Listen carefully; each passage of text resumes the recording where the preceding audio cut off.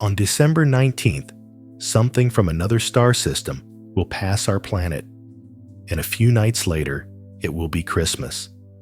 Those are the two dates sitting side by side on your calendar this year, even if you haven't drawn the connection yet. One is circled for family, lights, and traditions. The other is quietly marked in the notebooks of astronomers as the day an interstellar visitor called 3I Atlas comes as close to Earth as it ever will in your lifetime. You clicked on this video because some part of you feels that connection, even if you can't quite put it into words yet. You saw the title and you wanted someone to answer a simple question. What is your Christmas night sky going to look like with an object from another sun passing through it? You are not asking for an equation. You are not asking for a wall of data. You are asking for a clear picture you can hold in your mind when you step outside, feel the cold in your lungs, and tilt your head back toward the dark. You want to know whether December 19th is just another date in the news cycle, or whether it quietly turns this Christmas into the most cosmic one you will ever live through. So let us start by taking one weight off your shoulders. 3I, Atlas, is not going to hit Earth. It is not going to knock out your power, scramble your GPS, or cancel anyone's holiday plans. Your flights, your dinners, your family gatherings, your routines are safe. The universe is not planning a disaster for December 19th. Once that fear steps aside, the more interesting question finally has room to breathe. If this isn't about danger, then what exactly makes December 19th so important? And why does it make this Christmas different from every other Christmas you have seen? To answer that, you have to imagine the month you are standing in right now. It is early December. There are lights going up on your street. The air has that clean, sharp edge when you open the door at night. The world feels tired and noisy and quiet all at the same time. Now add this. Somewhere high above all of that, in the same sky that hangs over your driveway and your front porch and the grocery store parking lot, there is a small, icy object that does not belong to the solar system. It was born around another star. It spent millions of years drifting between suns in a cold so absolute that the human body cannot properly imagine it. And for a few short weeks, it will be close enough for our telescopes to catch the light bouncing off its frozen surface. That is what December 19th really is. It is not just closest approach on a chart. It is the moment when the distance between your ordinary life and the deep, interstellar dark gets as small as it is ever going to get. You will still be going to work, answering messages, wrapping gifts, sitting in traffic. But in the sky above all of that, a visitor from far outside our neighborhood will be moving through the same darkness your grandparents looked at, and their grandparents before them. If you are here, it is because you can feel that this matters. Maybe not in the way news headlines use the word important.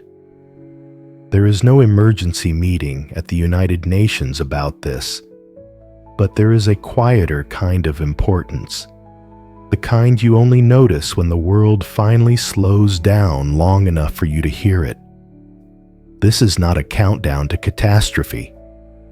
This is a guide to the only December in your lifetime when a confirmed object from another star system passes near Earth just as your world strings up lights and calls it the season of peace. In the time you and I spend together, We are going to walk through that guide slowly and calmly.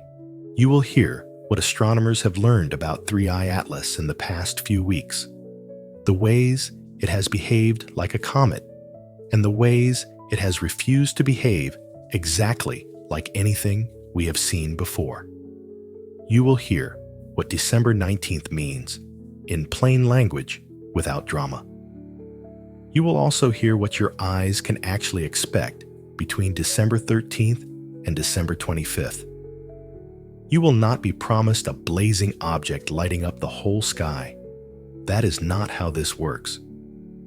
What you will be given is a realistic picture of what the night will look like above your head and how to see beauty in it, whether you have a telescope, a pair of binoculars, or just 10 quiet minutes to stand outside and look up.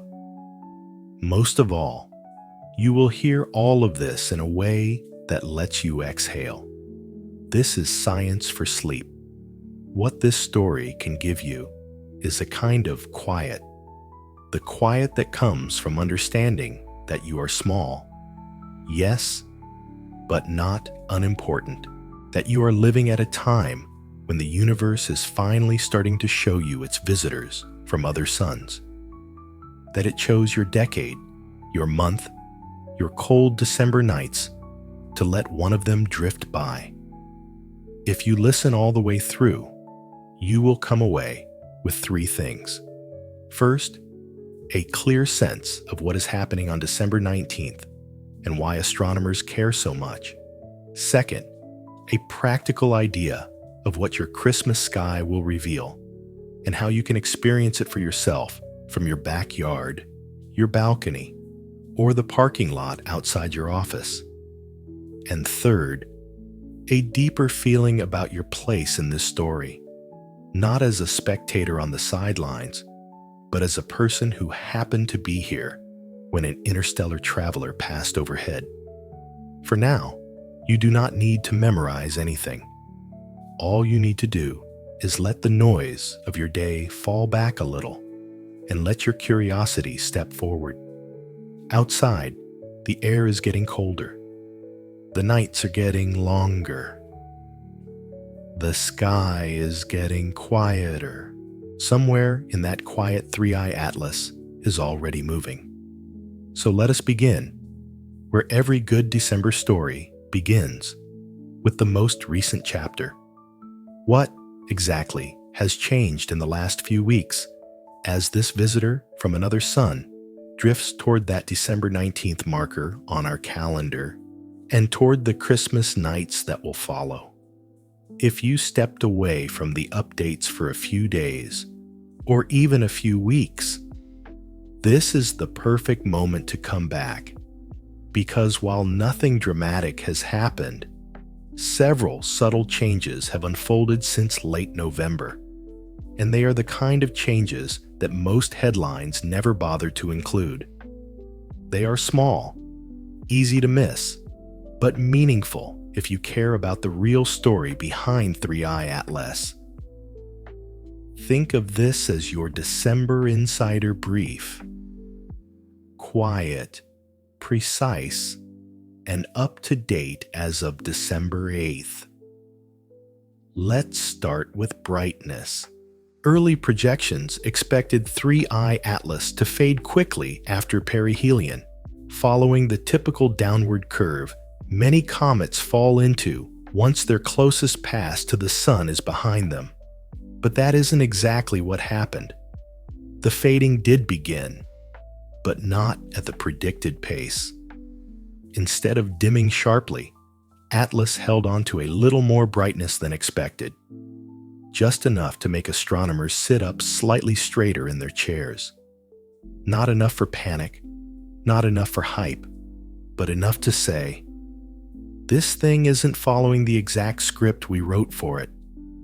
Then came the small pulse, an unplanned flare that caught a few observers by surprise. It wasn't large, it wasn't long, but it was there. Imagine a brief heartbeat of light, something you'd only notice if you were watching closely. The kind of moment you might catch out of the corner of your eye, even if you weren't sure what you saw. A handful of observatories detected the same spike independently, which is why it matters. It didn't repeat, it didn't grow, and it didn't lead to anything concerning. But it was real. And when it comes to interstellar objects, as one astronomer put it, with interstellar comets, the small surprises matter more than the big ones. That line came from Matthew Knight at the U.S. Naval Academy, and it captures the mood perfectly. We also have the update no one really talks about because it sounds too ordinary. Post-perihelion activity is stable. Outgassing rates are holding in a predictable range. The coma shape is well behaved. There are no fractures, no sudden changes in dust production, no unexpected asymmetry. On paper, this sounds like nothing. But stability, this close to December 19th, is actually good news. It means the object isn't wobbling, cracking, or shifting in a way that would create confusion in the models. It is doing what gravity expects it to do. And sometimes the quietest updates are the ones that allow you to relax the most. The part that has amateur astronomers most excited, however, is something faint, so faint you cannot see it with your eyes. But it keeps appearing in long exposure stacking images. The anti-tail. It's subtle. A reversed-looking dust feature that only shows up from certain viewing angles. And it's still present even after perihelion. Not strong, not dramatic, but consistent. The strange part is not that Atlas shows an anti-tail, it's that it continues to show it.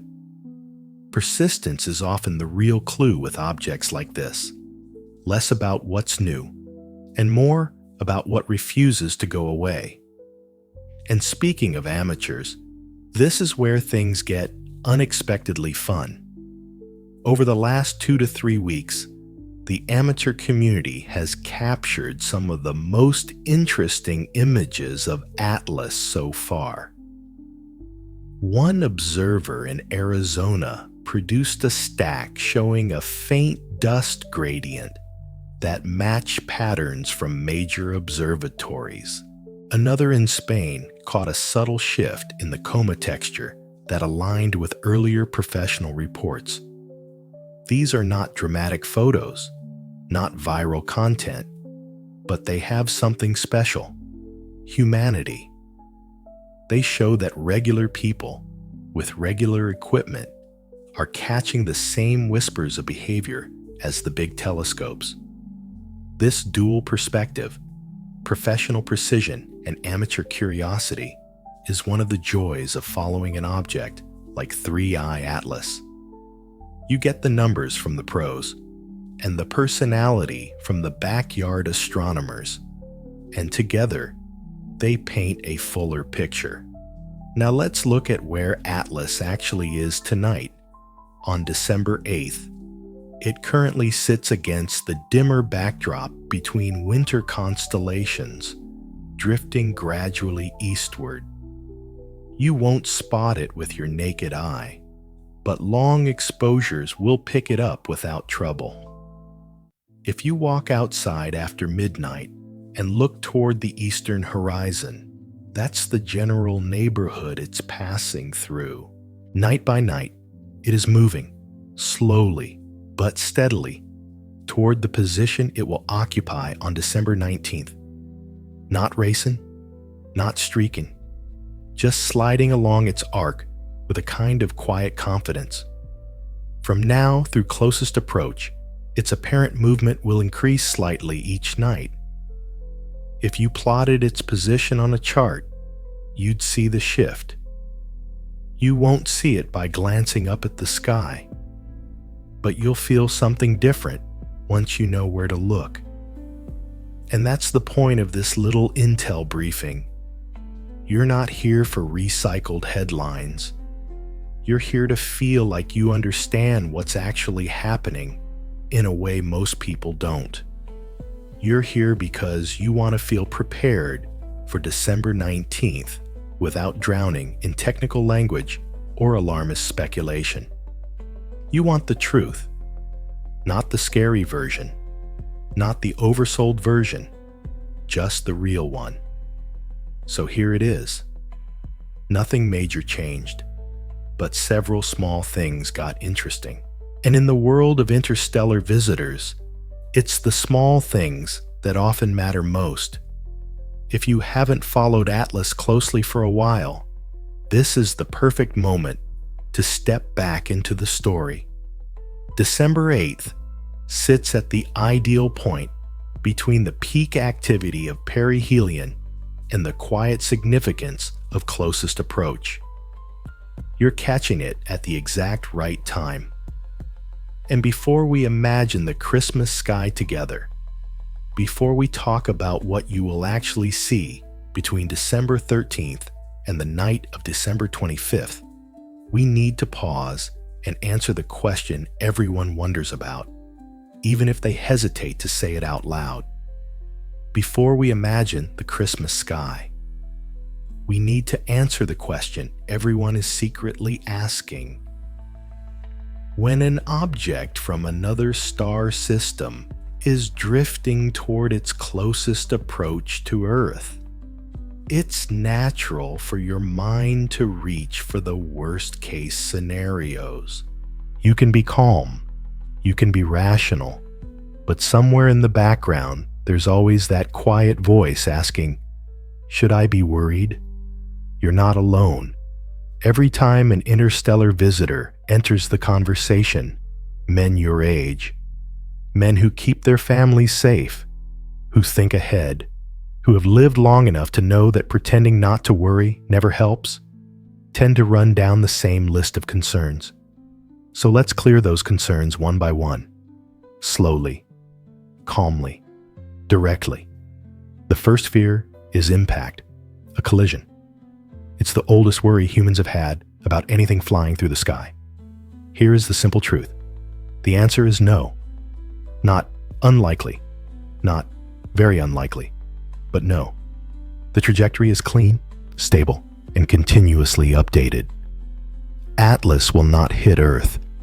It is not on a crossing path.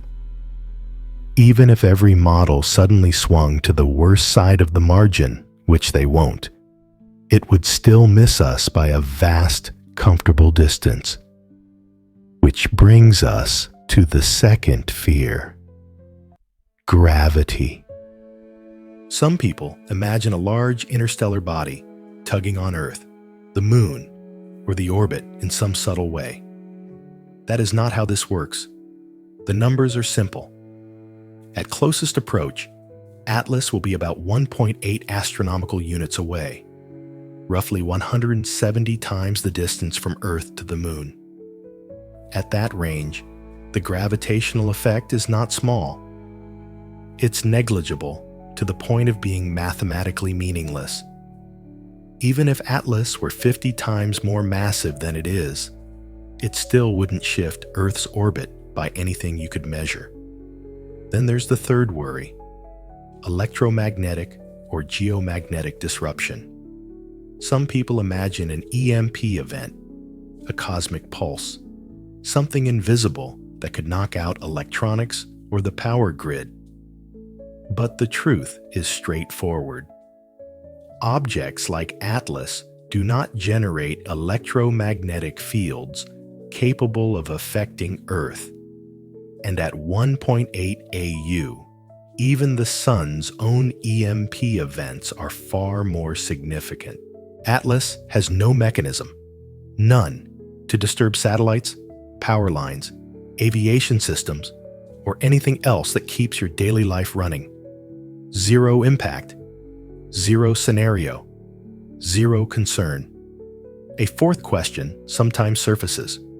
Could it carry biological material?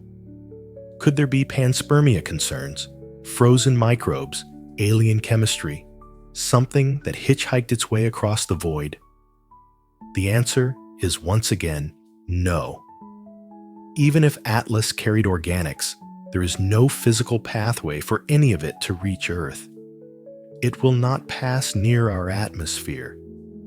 It will not shed material into our environment, and it will not interact with our world in any biological sense. Think of it as a sealed container drifting through space, never coming close enough to share anything at all. And then comes the fifth worry, the modern one, the one that didn't exist in past centuries. Could something like this affect the internet? It's an amusing thought on some level, but the answer is the same as before. Completely unrealistic. A deep space object cannot disable global networks. It cannot scramble fiber lines, affect undersea cables, or interfere with infrastructure. There is no interstellar kill switch. Your internet is in far more danger from a strong storm than from anything Atlas could ever do. Once you take these 5 quiet worries and lay them out plainly, something important happens. Your mind finally stops trying to future-proof everything.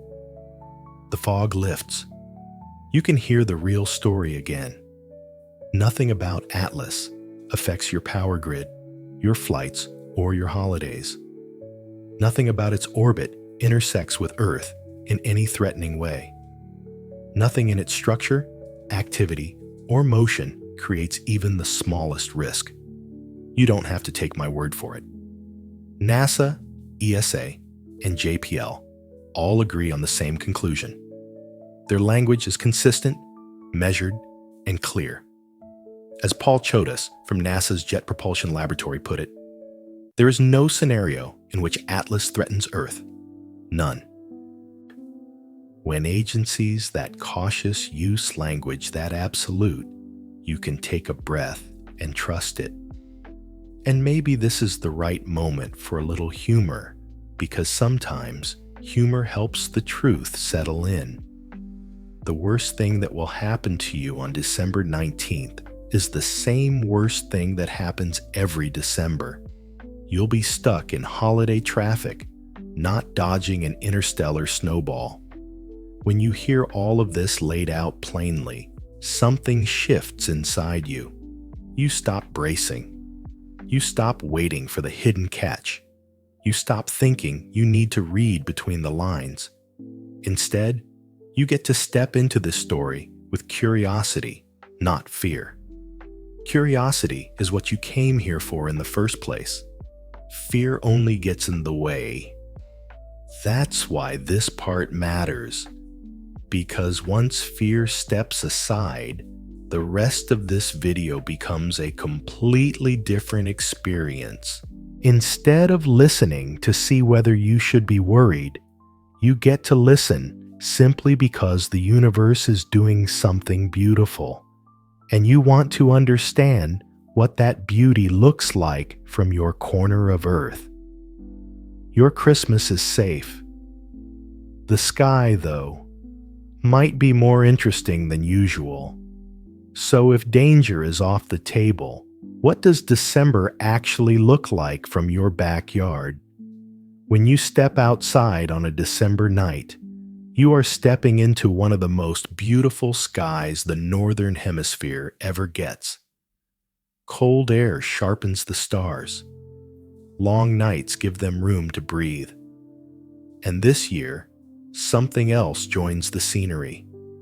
Not something dramatic or blazing, but something rare enough that knowing it's there changes the way you look up.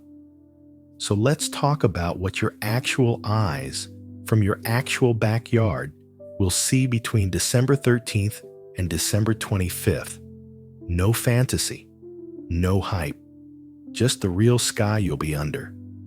Everything begins on December 13th and 14th with the Geminids. If you've never watched them properly, this is the year to try. They are the most reliable meteor shower of the entire calendar, delivering slow, bright, graceful streaks across the sky. Meteor trails that linger for a second or two before fading. You don't need binoculars. You don't need a telescope. Just give your eyes 10 or 15 minutes to adjust. Look toward Gemini, near the bright star Castor, and you'll see December at its most generous. If you're lucky enough to step outside during a quiet moment, coffee in hand, cold breath rising, you may catch the kind of meteor that makes you exhale without realizing why. This is your opening act. The moment the universe says, settle in, there's more. Between December 15th and 18th, the Geminids begin to fade, and the sky shifts toward a calmer rhythm. This is the pocket of nights when Three-Eye Atlas becomes a little more interesting. Not because it suddenly brightens, but because this is when it becomes easiest to follow through live streams, backyard telescopes, or small tracking setups. You will not see Atlas with your naked eye. That expectation needs to be set now, but you can see it indirectly through online observatories, through amateur telescopes pointed at the right place, through stacked images that build a faint smudge into a recognizable traveler. This indirect seeing is part of the experience. You're not chasing a sight, you're chasing an understanding. And knowing exactly where Atlas is and what direction it's moving gives you a strange sense of connection, even if the object itself is too faint to greet your eyes directly. Then comes the night of December 19th. Closest approach. Not a visual spectacle. No blazing comet tail. No dramatic streak. But a moment of significance. Atlas will be at its nearest point to Earth, still far beyond the Moon, still far beyond Mars, still harmless, but closer than at any other moment in your life. You won't look up and see a comet soaring overhead, but you might look up and realize that somewhere in that wide darkness, an interstellar visitor is passing through the same December sky as your Christmas lights and your quiet neighborhood streets. You might not see Atlas with your naked eyes, but Atlas will absolutely see your planet. That's the strange truth of it. It will pass by our orbit, glance our sunlit world, and then head back into the deep, where very few objects ever return from. That alone makes December 19th feel different, even if the sky looks calm and familiar. From December 20th through Christmas Day, the story shifts. Atlas begins to drift outward, cooling, dimming, and slowly returning to the long night between the stars. But the sky itself, the part your eyes will appreciate directly, turns into something warm and recognizable. Jupiter will be brilliant, unmistakable, glowing high and steady in the evening sky. Even without a telescope, you can't miss it. If you do have binoculars, you might catch a glimpse of its moons lined up like tiny pearls. Orion rises earlier this time of year, carrying with it the belt stars everyone knows and the faint, ghostly shape of the Orion Nebula beneath them.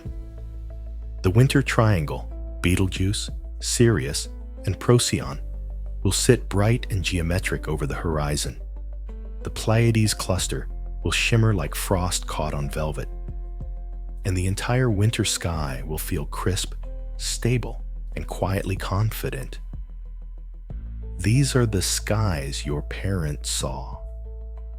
These are the skies your grandparents saw. These are the skies that appear every December like clockwork. But this year, something in your mind will overlay a new layer on top of them. The awareness that during this same window of nights, something from another sun system passed near Earth, and that awareness transforms the experience. Picture this. It's a few days before Christmas. You step outside after dinner to take out the trash or grab a moment of quiet. The cold air stings a little. Your yard is lit by the soft glow of holiday lights.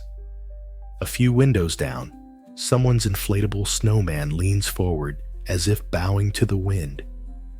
And you stand there with a warm mug in your hand, looking up, not searching for anything in particular, not expecting some cosmic show, but knowing that above all of this, beyond the decorations and the errands and the December rush, an interstellar visitor has just passed through your corner of the universe. That's the real beauty. Not the sight itself, but the understanding behind it. Knowledge changes the sky. Awareness changes the sky. You don't need to see Atlas to feel its presence in your December. There will be millions of Christmas lights this year, and one interstellar one passing far above them. So yes, your Christmas sky is not in danger. It's simply upgraded. And now that you know what this December will look like from your backyard, let's rewind the story for a moment. Understanding what's happening now becomes even clearer when you remember how we got here in the first place. Let's rewind this story all the way back to the moment Atlas first appeared on our screens. Previously, on the story of Three-Eye Atlas. Sometimes a quick rewind is all you need to remember why this December feels different. So let's step back. Not far, not deep, just enough to see the shape of the story that carried us to the nights you're living in now. It begins with a faint dot, a barely noticeable smudge picked up by the Atlas Survey Telescope in Chile. At first glance, it looked like a distant, forgettable comet. Nothing unusual, just another cold traveler drifting through the outer edges of the sky. But within hours of that first detection, astronomers across different observatories began layering their observations on top of one another, and something didn't line up. The orbit didn't curve like a bound visitor. It stretched, it opened, it refused to close. That's when the numbers delivered their verdict. Hyperbolic. Not from here. Not part of the solar family at all. Interstellar. Word spread fast. We have our third visitor.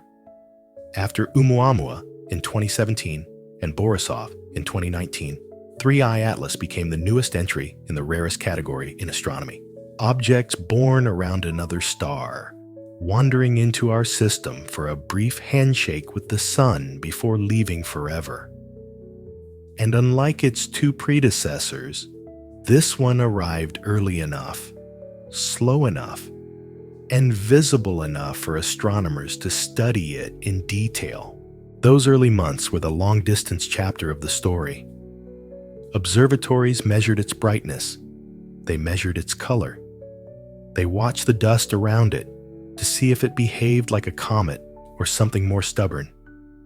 The answer was mostly comet-like, but not perfectly. It had dust. It had ice. It had activity. But it also had a few quirks. Small inconsistencies that didn't break the rules, but didn't follow them perfectly either. The kind of details that make scientists lean forward in their seats. Then came the Mars flyby. Atlas passed through the region near Mars, close enough that every spacecraft and orbiter with a spare moment tried to take a look. Data trickled in. Nothing explosive, nothing shocking, but enough to say, yes, this object is awake, it's active, and it's worth paying attention to. Which brings us to perihelion at the end of October, the moment Atlas made its closest swing around the sun. This was the chapter everyone held their breath for. Some expected it to fragment under the heat. Others hoped for a dramatic brightening. the kind that turns a faint smudge into a showpiece. Neither extreme happened. Instead, Atlas behaved in that frustrating, fascinating middle ground. Stable, active, brighter for a moment, dimming afterward, never quite doing anything wild, never quite doing anything completely ordinary either.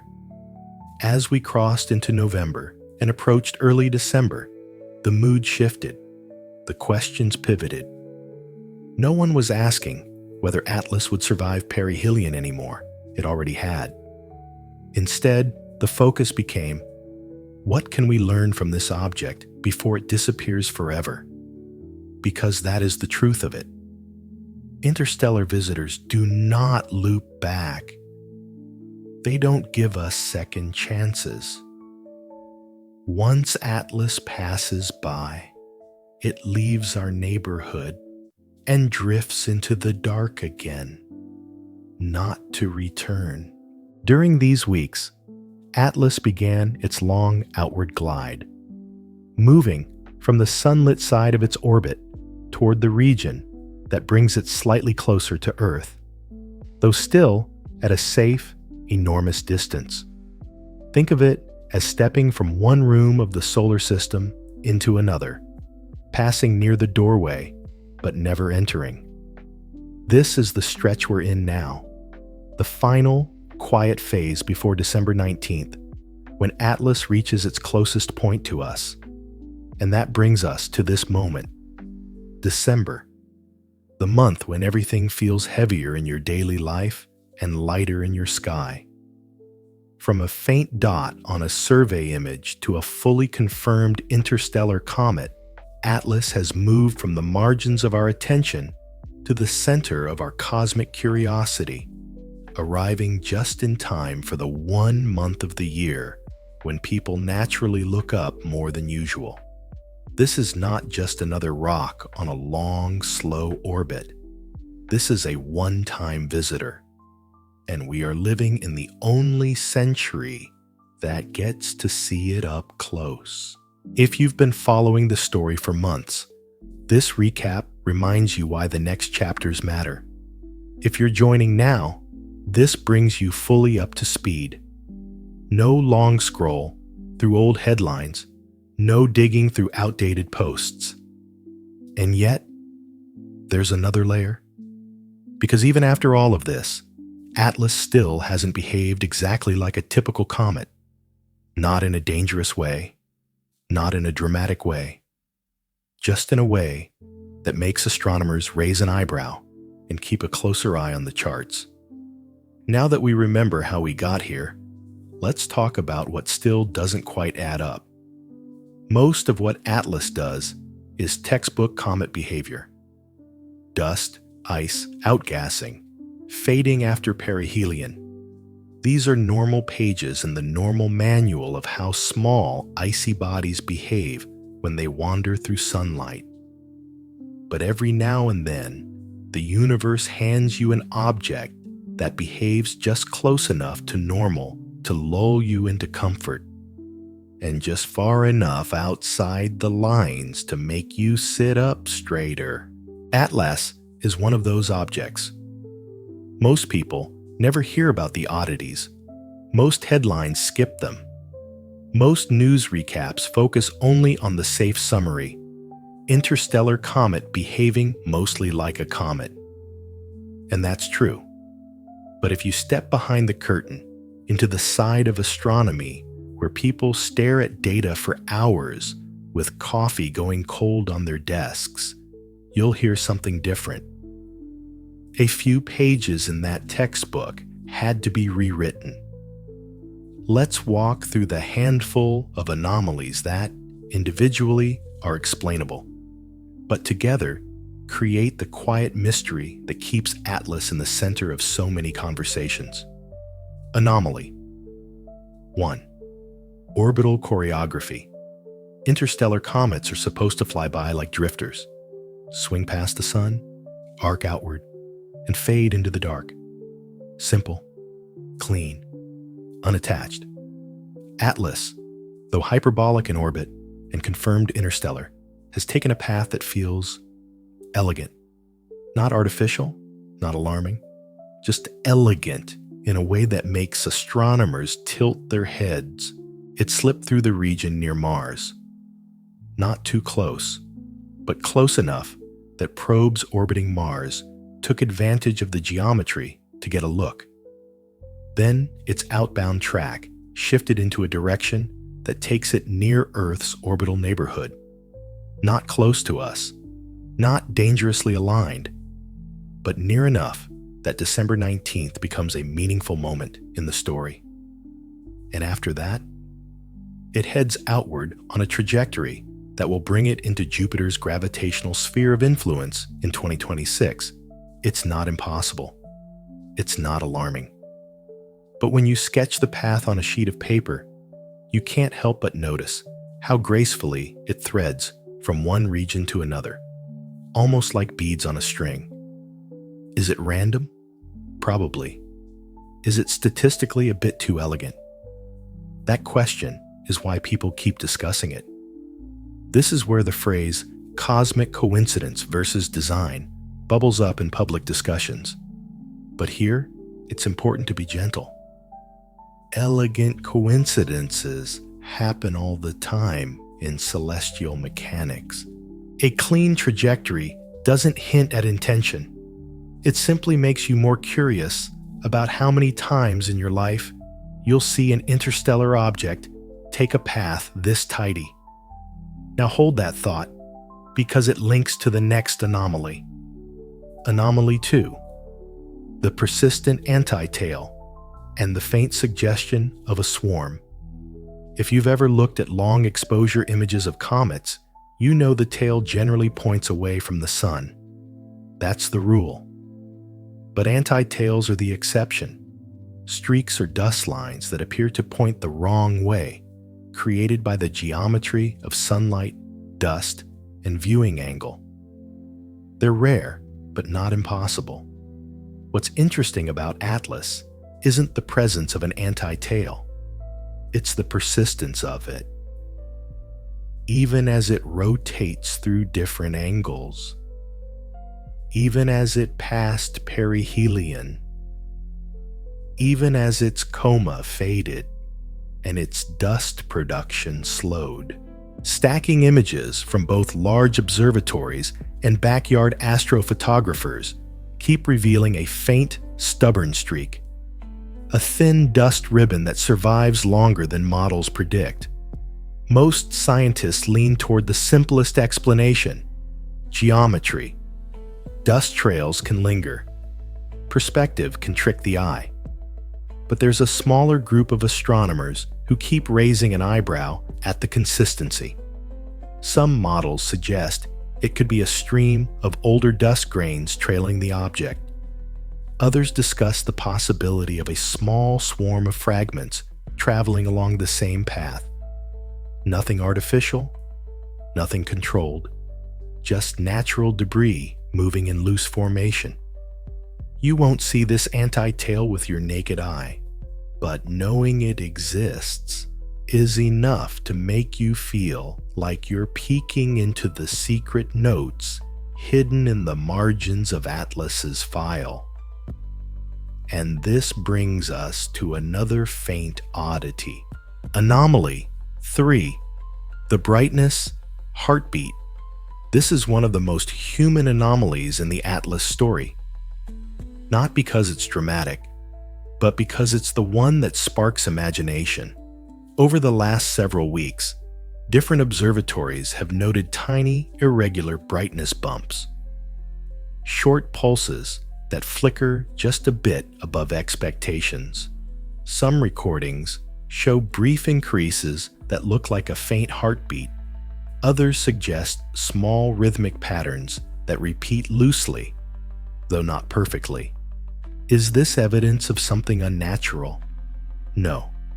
The most likely explanations are rotation combined with uneven jets of outgassing, small pockets of volatile material bursting at the surface, or simply noise from atmospheric conditions and instrument sensitivity.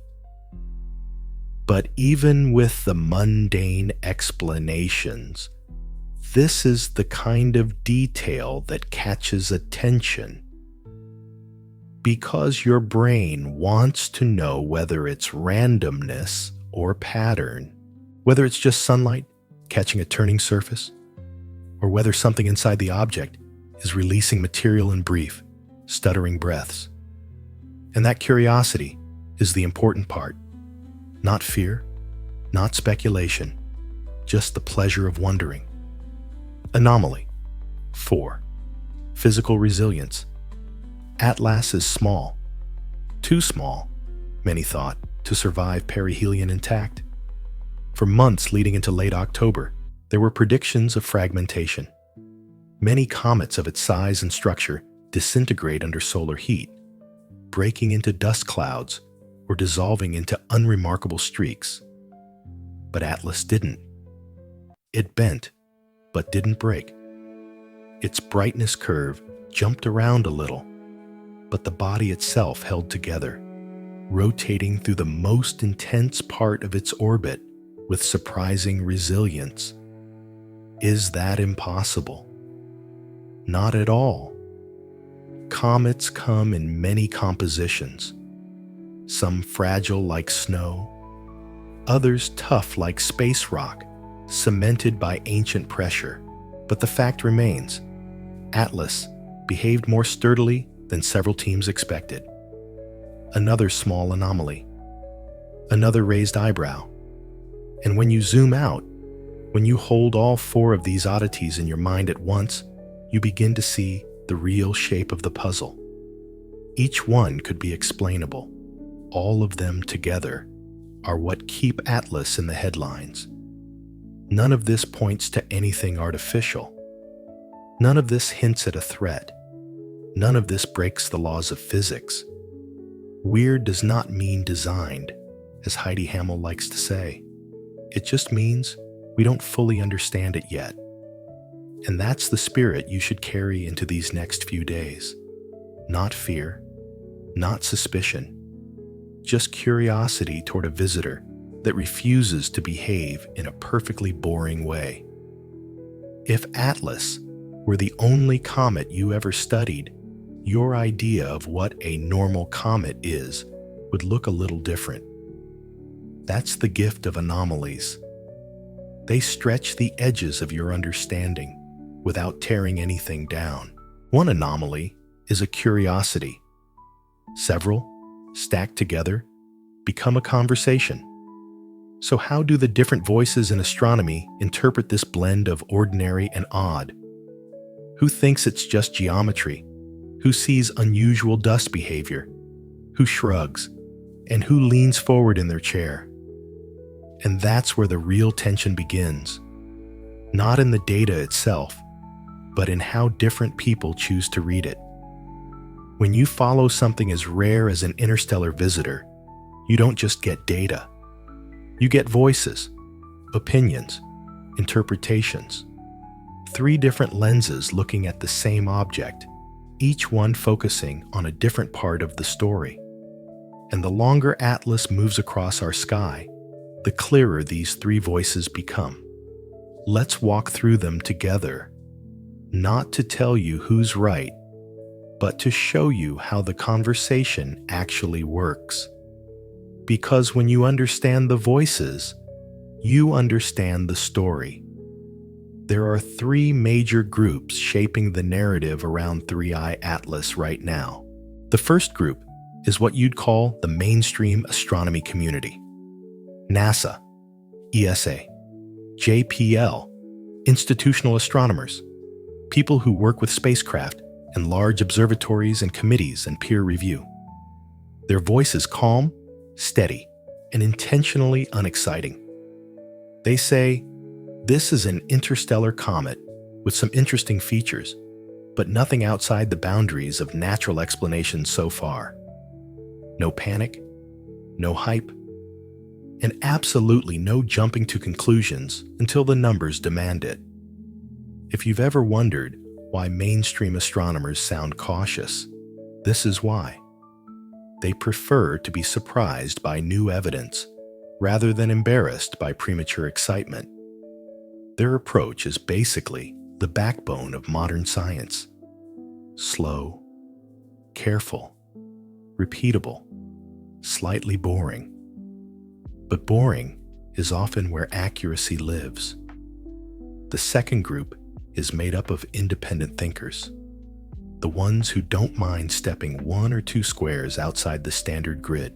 People like Avi Loeb, a few researchers who specialize in out-of-catalog objects, a handful of theorists who treat anomalies not as footnotes, but as invitations. Their message is different. The probability that Atlas is not purely natural is not zero. They're not saying Atlas is artificial.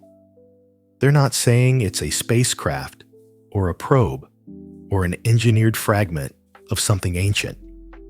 What they're saying is that if you completely close the door on the possibility, you risk missing something important. They look at the orbital choreography, the dust structures, the anti-tail persistence, the brightness flickers, and they say, we should keep this question alive until the evidence tells us to close it. It's not conspiracy. It's intellectual openness, a refusal to declare the case closed before the last page is written. And then there's the third group, the community. This group is huge, noisy, brilliant, chaotic, helpful, and sometimes a little too excited. It includes backyard astrophotographers capturing genuinely impressive stacked images. It includes amateur data analysts running brightness curves from their laptops. It includes YouTube channels that treat every anomaly with curiosity and caution. And it also includes channels that drift quickly toward UFO talk, doomsday talk, and dramatic thumbnails that show Earth glowing red for no reason whatsoever. This group amplifies everything: fear, wonder, confusion, excitement. Some parts of it are doing real science with limited tools. Some parts are just chasing clicks. And between those two extremes lives a wide range of voices trying to make sense of the same December sky you're looking at right now. So how do you, sitting there with your headset on and a December night waiting outside your window, navigate all of this? You don't have to pick a team. You don't have to choose between it's all nothing and it's definitely a mothership. You don't have to declare loyalty to NASA or to independent theorists or to a YouTube channel with a dramatic title. You can hold all three voices in your mind at the same time and still sleep perfectly well tonight. Here's how the filtering actually works.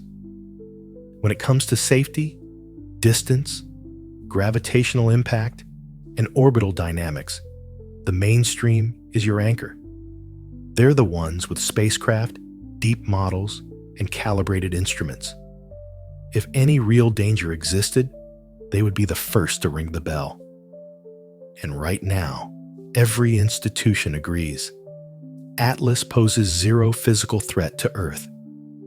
When it comes to anomalies, weird behavior, unexpected dust structures, or the philosophical what-if questions, that's where independent thinkers become valuable. They give you a broader possibility space. They remind you that science grows by examining the corners, not just the center. And when it comes to the community, you simply have to separate the people working with real data from the people working with real drama. Both groups can be entertaining, but only one will make you smarter. You're not required to shut out any one of the three. In fact, the healthiest place to stand is right in the middle. Open, curious, but grounded. You're allowed to enjoy the debate without being pulled into panic or fantasy. You're allowed to follow the mystery without losing your footing. That's the whole spirit of this moment, a puzzle that belongs to the entire sky-watching world, with each voice group holding a different piece of the picture. Avi Loeb once put it nicely: extraordinary claims require extraordinary evidence, but they also require that we don't kill the question before the evidence arrives. You're not foolish for being curious. You're not naive for noticing the odd stuff. Curiosity is not a flaw. It's the engine of discovery. And then there's the quieter wisdom from James O'Donoghue. Most of the time, the universe is weird and natural at the same time, which is another way of saying things don't have to be artificial to be extraordinary. So when you hear debate swirling around Atlas, what its anti-tail means, whether its orbit is too elegant, whether its brightness pulses matter, you don't have to take sides. You don't have to be swept by the loudest voice. You get to stand in the center with a clear head and a steady sense of wonder. Because at the end of the day, you're not an astronomer. You're not a mission planner. You're not responsible for writing the December observation schedule. You're just a person with a job, a family, a cup of warm coffee on a cold night, and a sky full of questions that don't threaten you. They simply fascinate you. And that brings us to a different kind of question. If the sky is safe, and if the experts are still debating the fine details, what does readiness even look like for someone like you? Before we talk about meaning, we have to talk about something far more ordinary: your life. Not the scientific models, not the orbital diagrams, not the brightness curves, but the life you're actually living right now as a grown man in December. You have a job.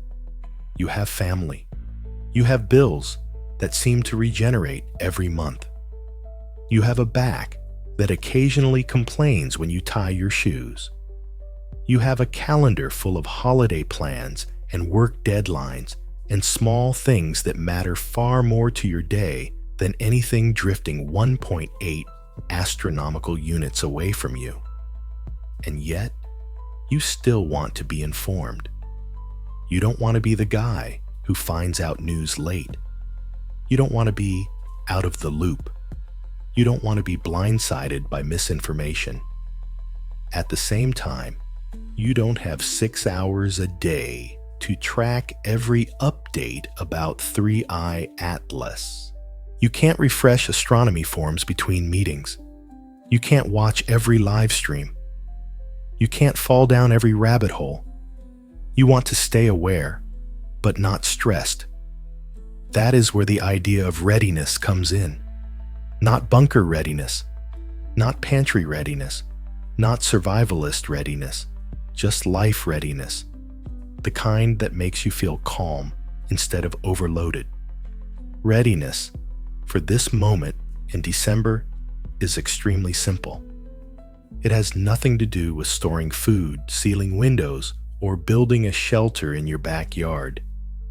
It has everything to do with 3 things: knowing what time you're living in, knowing which information is worth your attention, knowing what the real risks are and what they aren't.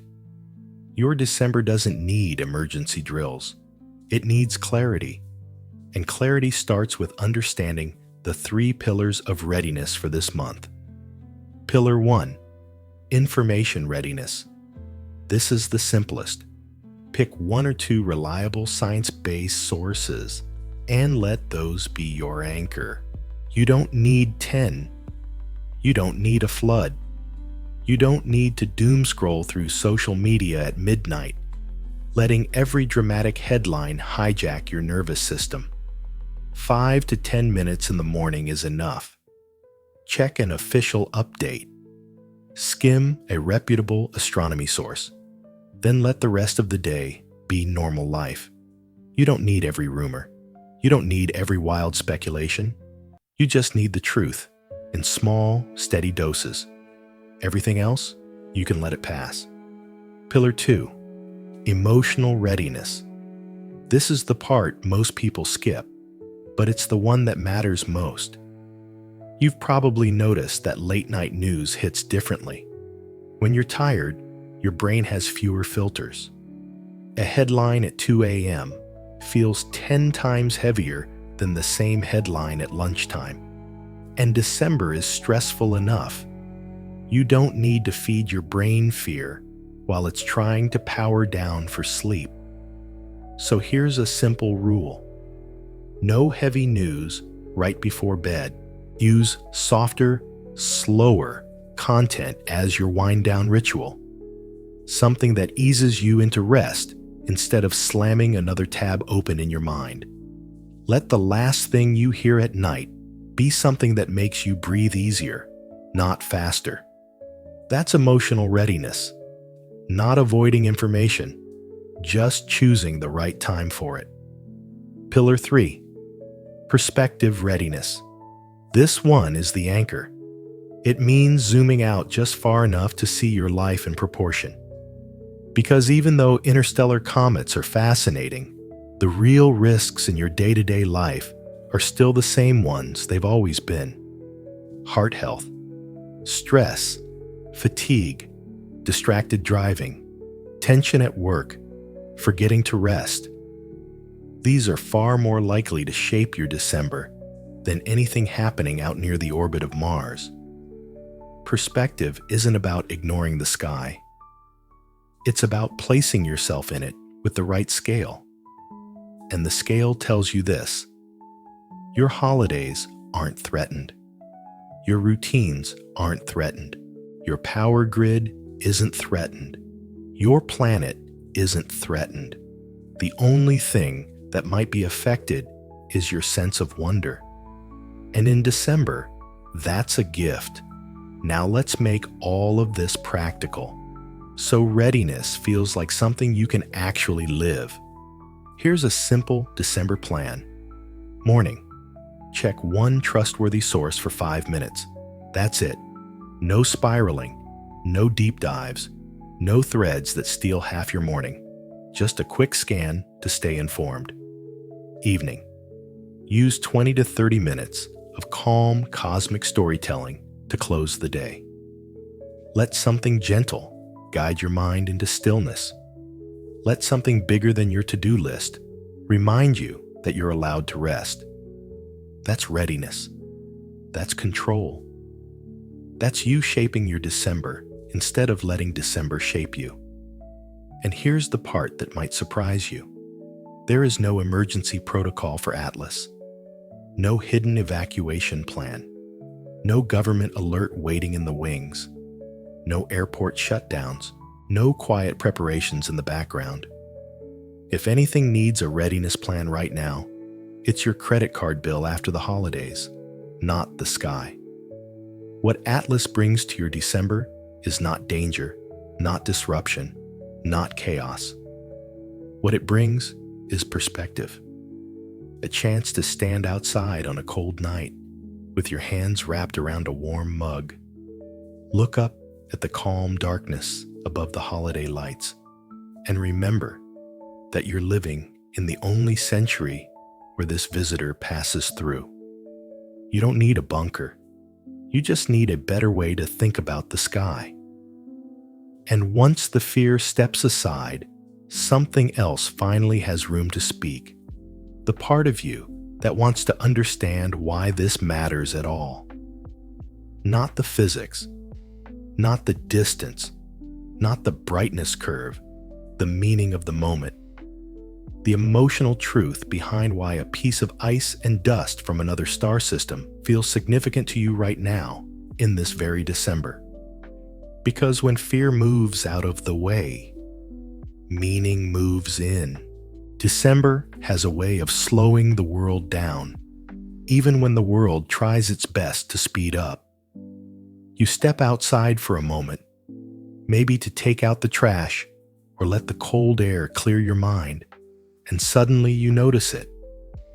the smell of pine from a wreath on the door, the faint glow of warm lights strung along the porch, the quiet of a winter night settling over your street.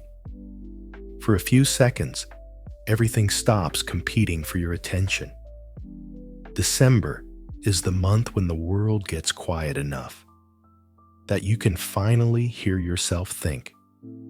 You stand there, breath turning into tiny clouds in the air, and you feel something you don't always feel during the rest of the year. A sense that time is passing, that another chapter is closing, that you're allowed, just for a moment, to be reflective. The kids are inside. The house is warm. The night is calm. And above you, out in the dark, an object from another star system is making its way across the December sky. This is where an old scientific idea enters the room, not as a warning, not as a prediction, but as a frame for wonder. The idea is called panspermia. It simply suggests that organic molecules, the building blocks of life, can travel between stars. Not that comets carry little green organisms, not that Atlas is transporting anything alive, but that the universe mixes ingredients the way oceans mix salt, slowly, quietly, everywhere. It's a gentle idea, a humble one, and more than anything, a reminder of connection. Because whether or not Atlas carries anything biological, it absolutely carries information. Information about chemistry and temperature and radiation. Information about materials forged around a star you will never see. Information about a corner of the universe that existed long before Earth had oxygen, trees, or holidays. Those atoms inside it have traveled longer than our species has existed. And now, for a brief moment, they pass near the place you call home. That's the heart of this segment. Not danger, not speculation, just perspective. Because panspermia isn't really about life being carried across galaxies.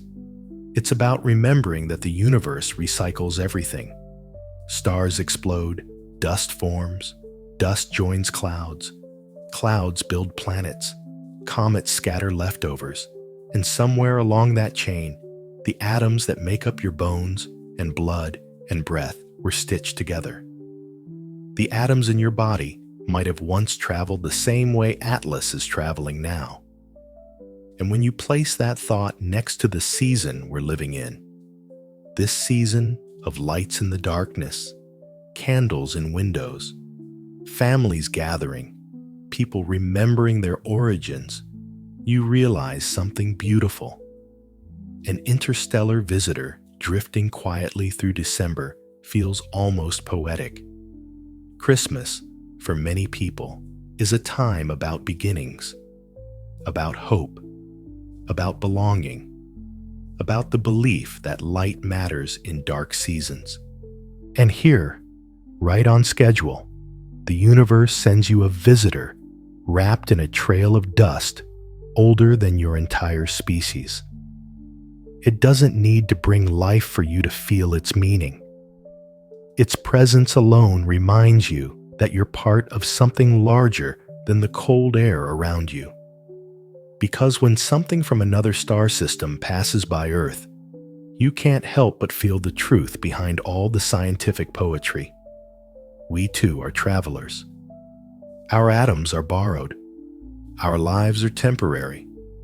Our awareness is a brief spark in a galaxy that doesn't run on our calendars. And yet, here you are, alive in the only century when an object like Atlas swings close enough for humans to notice it. Alive in the only December when it shares the sky with Christmas lights. Most people this month will only notice the traffic, the cold, the grocery lines, the Amazon boxes on the porch. But you notice the sky. You notice that your life is happening during a rare moment in cosmic history. You notice that a quiet traveler from another star system is sliding through the dark above your home while you drink hot coffee from a favorite mug. That's not fear. That's privilege. That's perspective. Sometimes the universe sends giants, massive planets, roaring stars, bright storms on Jupiter. And sometimes it sends whispers, little reminders that meaning doesn't always need to shout. Atlas is a whisper, soft, ancient, slow. A message not written in words, but in timing. You're not meant to decode it. You're meant to feel it. This is the place where science and the season sit comfortably together, not arguing, not competing, just folding into each other the way winter folds into memory. Carl Sagan once said, "We are star stuff, contemplating the stars." He meant that literally. Neil deGrasse Tyson has said the same. We are not figuratively, but literally connected to the universe. And December, more than any month, makes that connection feel real. You are made of the same atoms that wander between the stars. You are made of the same dust that comets carry. You are part of the same cosmic story Atlas is traveling through. That is what panspermia really offers. Not a theory of alien microbes, but a reminder that everything you touch, everything you are, comes from places just as distant, just as mysterious, just as beautiful as the origins of this interstellar traveler. And that brings us to the next question. The one people whisper more now than they did a few months ago. Not because they're scared, but because moments like this tend to open the imagination. If the universe can send whispers, what if someone sent this, not as a warning, not as a threat, but as a thought experiment, an invitation to wonder? Every December, humans tell stories. Around fireplaces, around dinner tables, around quiet living rooms lit by soft strings of warm lights. We tell stories to make sense of the year, to remember where we've been, and to imagine where we're going. This year, for the first time in your lifetime, the universe handed you a story to play with, a real one, drifting silently across your sky. So let's play with it, not as prophecy, not as fear, just as a thought experiment, the same way you'd imagine what your house would look like with a different front porch, or what your life might have been if you'd taken a different job back in your 20s. Thought experiments are not commitments. They're just rooms you walk into for a moment to stretch your mind. Here's the question. People whisper more now than they did a few months ago. What if someone sent this? Not as a threat, not as a weapon, but the way we send probes, to look, to measure, to learn. So let's approach this gently, the way a scientist or a philosopher might approach it. If an artificial interstellar probe existed, and if we ever encountered one, what would it need to look like? First, it would need a structure stable enough to survive long interstellar travel. That means a shape that reduces wear, manages heat, and resists cosmic radiation. It wouldn't look like a fluffy snowball of dust and ice. It would look sleek, compact, maybe metallic, maybe composite, something that doesn't crumble when it brushes past a star. Second, it would likely show a non-gravitational acceleration. Natural comets vent gas when they warm up, but an engineered object might adjust course gently, using small bursts of energy to maintain a route. You'd see tiny, measurable deviations in its path, something that tells you gravity isn't the only force acting on it. Third, it might send out a detectable signature, not Hollywood-style radio beams, but perhaps faint, narrowband signals, something that repeats, something intentional, something you could, at least in theory, measure. Fourth, its brightness pattern might show precision, a rotation too clean, too periodic, reflections too sharp, flares too rhythmic. Even small anomalies could hint at structure instead of rubble. And fifth, a probe might not travel alone. Spacefaring civilizations, if any exist, might use clusters of small objects traveling together, sharing data, or simply drifting information because that's what's efficient. So now that we've set the table, what happens when you hold Atlas up against these criteria? Here's where the relief comes in. Atlas doesn't behave like a technological object. It behaves like a comet.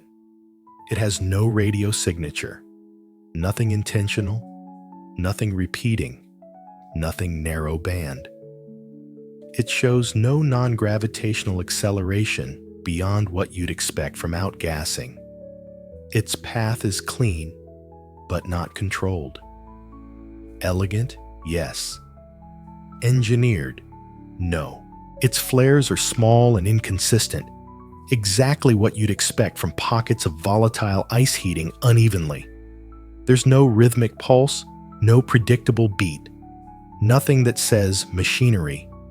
Its structure is loose, not solid, dusty, not metallic, fragile in light, even if unexpectedly resilient near perihelion.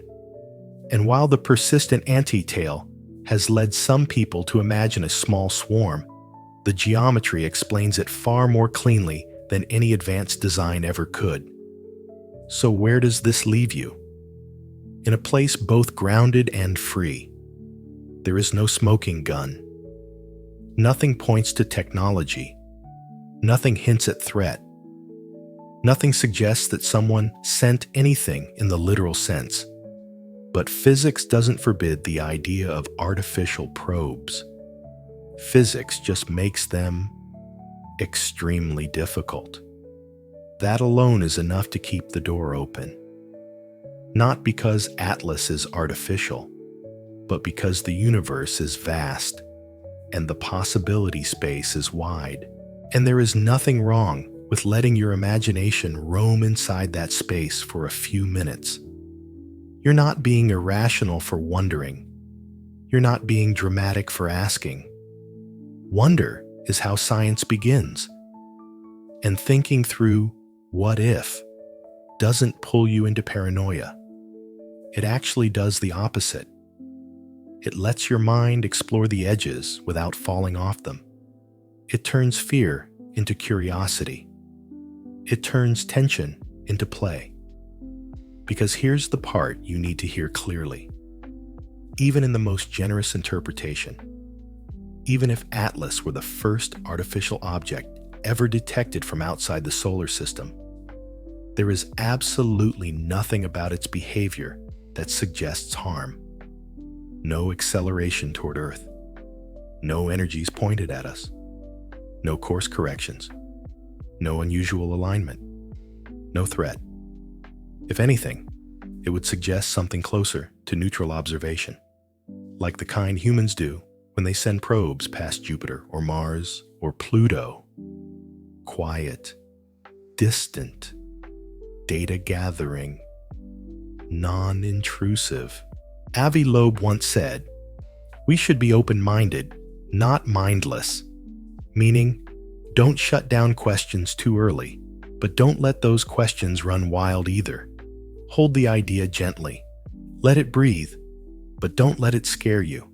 Freeman Dyson, one of the great scientific dreamers, said, "Technology is a gift of God. After the gift of life, it is perhaps the greatest of God's gifts." He meant that we should treat the idea of advanced civilizations with respect, not fear. So allow yourself this moment. Let your mind stretch. Imagine what an interstellar probe might look like, not because you believe Atlas is one, but because you're human, and humans are allowed to be curious. Wonder is not dangerous. Fear is. And since fear has been taken off the table, what's left is something much better. The freedom to enjoy the next part of this story without the weight of anxiety. So let's make this practical. Let's make it real. If you wanted to follow Atlas in the right way between now and Christmas, without stress, without confusion, without losing sleep, what should you actually do? December nights have a very specific feeling. You know it the moment you step outside after a long day. The air is colder than you expected. The neighborhood is quieter than usual. And the sky feels wider somehow, as if winter has opened it a little more. Your breath drifts upward in pale clouds, and for a few seconds, the noise of your day falls away. December nights are built for looking up, and this year, you have an extra reason to do it. You don't need equipment. You don't need training. You don't need to memorize constellations. You just need a few simple habits to stay connected to the story of Three-Eye Atlas as it moves through your sky between now and Christmas. Here are 3 easy ways to follow along without getting lost or overwhelmed. First, choose one reliable news source. Just one. Pick NASA, ESA, or JPL. They update regularly, they don't exaggerate, and they tell you exactly what matters: distance, brightness changes, trajectory updates, and any small anomalies worth noting. You don't need 10 sites or 20 channels. One is enough to keep you grounded in the truth. Second, pick one community where amateurs track Atlas. Places like Cloudy Nights or AR Astronomy are filled with people who spend their evenings capturing real images and running real data. These communities filter out noise quickly. They also post gorgeous long exposure images, ones that show dust structures and anti-tails you'll never see with the naked eye. Just browse for a few minutes every evening or every other evening. It's like joining a quiet club of sky watchers, all sharing the same December curiosity. Third, make one nightly wind-down ritual. Not a deep dive, not research, just 10 minutes of live streams or time-lapse videos. There are always a few telescopes pointed toward comets, and some channels post nightly tracking feeds. Put one on as you settle in for the night. No pressure to understand every detail. Just let your mind drift while watching a tiny object move between the stars. Those 3 habits alone are enough to make you feel like you're part of the moment without turning the moment into a project. Now let's make things even easier. Here's a practical timeline from today through Christmas. Simple, clear, and friendly to real life. December 10-13. This is when Atlas images look their best after perihelion. Dust structures, anti-tail angles, and brightness flares show up beautifully in stacked images. If you enjoy the science art of astronomy, this is your window. December 14th. The Geminids meteor shower peaks. This has nothing to do with Atlas, but it's one of the most reliable and beautiful showers of the year. A perfect warm-up for December sky watching. December 17th, 19. You'll see the strongest wave of news coverage. Not dramatic, just increased attention. More updates, more photos, more discussions from both mainstream and amateur groups. If there's any interesting new behavior from Atlas, it will likely be during this window. December 19th, the day everyone's waiting for. The closest point in Atlas's approach. You still won't see it with your eyes, but live streams will be active all day and all night. If you ever wanted to join in, this is the night to put on a warm jacket, step outside, and imagine a visitor passing quietly above the holiday lights of Earth. December 20th, 25. This is the fade. Atlas drifts outward, dimming slowly, heading toward deep space again. A small chapter closing. The perfect time to reflect on what you witnessed, indirectly but meaningfully. That's the sky. Now here's the life side of it. If you're a man in your 40s or 50s, your days run on routine. Morning coffee, work, family tasks, traffic. A back that sometimes tightens up when you sit too long. Holiday plans adding a little more weight to each week. You don't need more complexity. You need a ritual that fits into the life you already live. Here's one you can actually do. Make a warm drink. Coffee, tea, or hot chocolate if the night is especially cold. Step outside for 3 to 5 minutes. Look toward Orion, rising in the east, or Jupiter glowing like a lantern. Take one slow breath. Let yourself feel, for just a moment, that you're part of a December happening on both human and cosmic scales. You don't need to see Atlas to be part of its story. All you have to do is look up. Because this December is different. For thousands of years, the Christmas sky has been almost identical.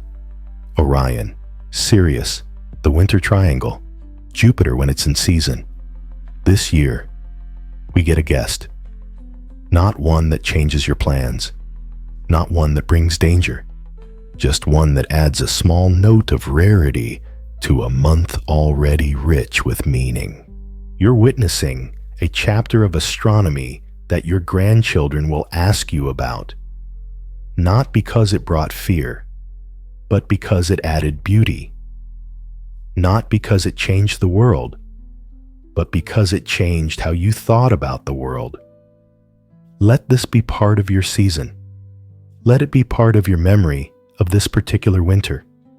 A quiet ritual, a calm moment, a reminder that even in the busiest month of the year, the universe is still writing stories above your home.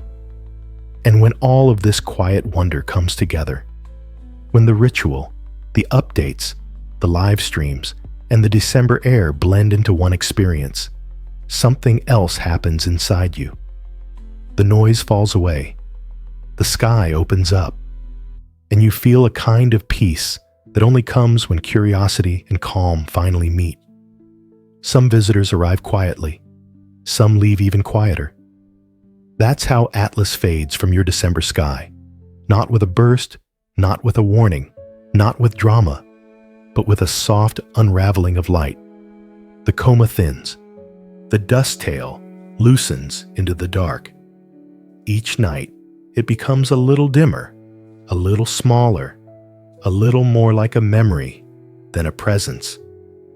And if you didn't know what you were looking for, you might think nothing had passed by at all.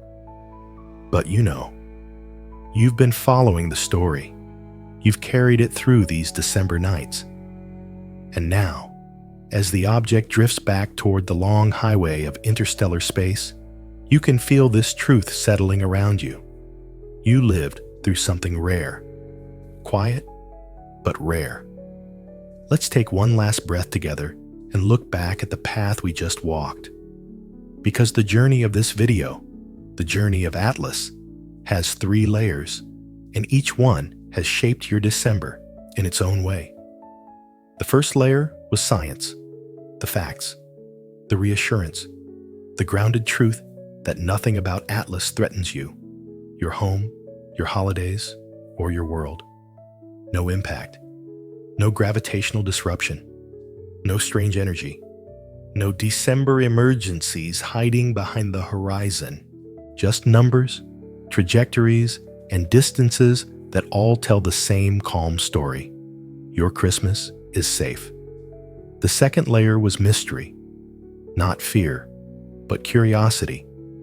We walked through anomalies that give astronomers something to think about. The elegant trajectory, the persistent anti-tail, the small brightness flickers, the surprising resilience after perihelion. We treated them with respect, not exaggeration. We gave space to the what-if questions without letting them lead your mind into dark places. You were allowed to wonder without being pulled into worry. The third layer was meaning, the one December always brings, the one that turns cold nights into reflection and quiet into comfort. Because a traveler from another star system drifting past Earth in the same month, humans decorate their homes with warm lights. That's not coincidence, not in the poetic sense, not in the way your mind experiences wonder. It's simply one of those moments when timing feels like a gift. Imagine Christmas Eve, the world quiet, your home warm, the soft glow of lights through the window, a mug of something warm in your hands, the night air still and calm, and somewhere far, far above you, beyond the reach of your eyes, but not beyond the reach of your imagination, a visitor from another sun fades back into the deep. Your life is small, the universe is large, but for a few days this month, the two overlap. It's a feeling only a few generations in human history will understand. Not because Atlas changed Earth, but because it changed the way you looked at the dark. It turned just another December night into a chapter of cosmic context. It reminded you of the scale of things, not to intimidate you, but to center you. Nothing about Atlas can harm you. The only thing it can change is the way you see the sky. And that might be the most meaningful part of this whole story. Because December is the month when people usually turn inward, toward family, toward memory, toward tradition. But Atlas gave you a reason to look outward, to remember that your life unfolds inside something vast, ancient, and beautiful. Most miracles aren't loud. They're quiet enough that only the patient notice. And maybe that's why Atlas didn't come in summer. It waited for December, the month humans remember to slow down and look up. Years from now, someone may ask you, where were you when the third interstellar visitor passed by Earth? And your answer will be simple, not dramatic, not cinematic, just real. You were right here, living your life, doing your December things, and looking up. That's all you had to do. That alone made you part of the story. You didn't need a telescope. You didn't need training. You didn't need a countdown app or a dashboard of data. You just needed a few moments of awareness, a few breaths of cold air, a few glances toward the winter sky that's watched over generations before you. And now, as Atlas drifts farther away each night, the feeling it brought doesn't fade with it. The wonder stays. The calm stays. The small reminder that you're part of a universe that still surprises you, that stays too. So let's bring this December journey home. Sleep well tonight. The universe is quiet. Your world is safe. Your Christmas, upgraded. Not because anything changed overhead, but because something changed inside you. Because you carried curiosity instead of fear. Because you let mystery be gentle instead of heavy. Because you allowed yourself to stand in the cold for a moment and remember that you're made of the same atoms that wander between the stars. Alan Lightman once said, "We are a way for the cosmos to know itself." That means your curiosity is not an accident. It's a feature, a connection, a place where mind and cosmos meet. And Carl Sagan whispered from another era, somewhere, something incredible is waiting to be known. Maybe Atlas wasn't the incredible thing. Maybe the incredible thing was simply you, looking up, ready to notice. So tonight, let your shoulders drop. Let your breathing slow. Let December wrap around you the way only winter can. The sky above you is the same sky your grandparents knew, and their grandparents before them. But this Christmas, you get one small upgrade, one extra line written into the script of the season. A visitor from another sun passed overhead while you were here to witness it. Good night. Sleep deeply. And when the morning comes, step into your day, knowing the universe is still quiet, still vast, and still full of gifts you haven't met yet. Sleep well tonight.